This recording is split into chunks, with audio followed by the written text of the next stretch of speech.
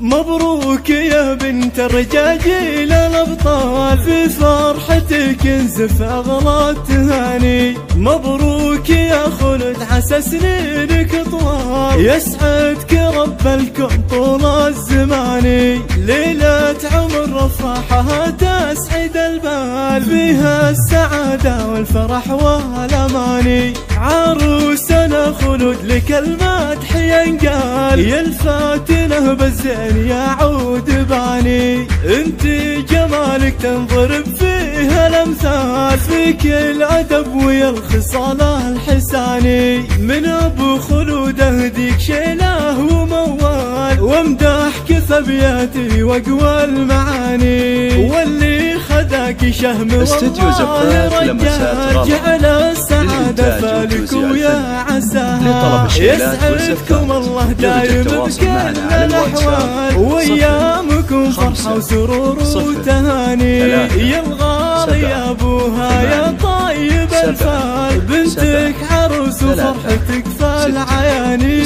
أنت الكريم الشهم وفعولك اجزال، شيخ سنافلك مقام وشاني. شيخ سنافلك مقام وشاني. يا خلود انت بالحلا شيخة اجيال، وانت كشمس نورت هالمكاني. يسعدك ربي والتوافق لك ثال، يا الغالي اللي ساكنة في المحاني. مبروك يا بنت الرجاجيل الأبطال، في فرحتك انزف أغلى التهاني. مبروك يا خلد عسى سنينك طوال، يسعدك رب الكون طول الزمان.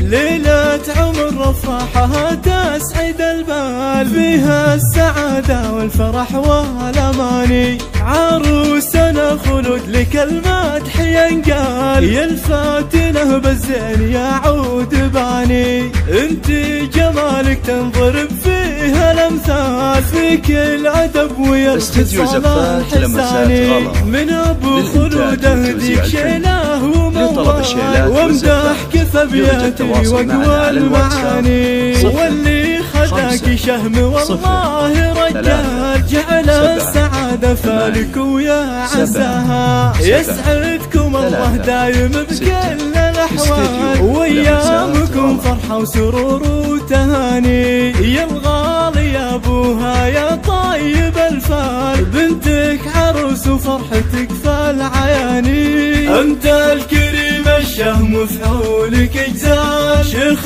سنافلك مقام وشاني.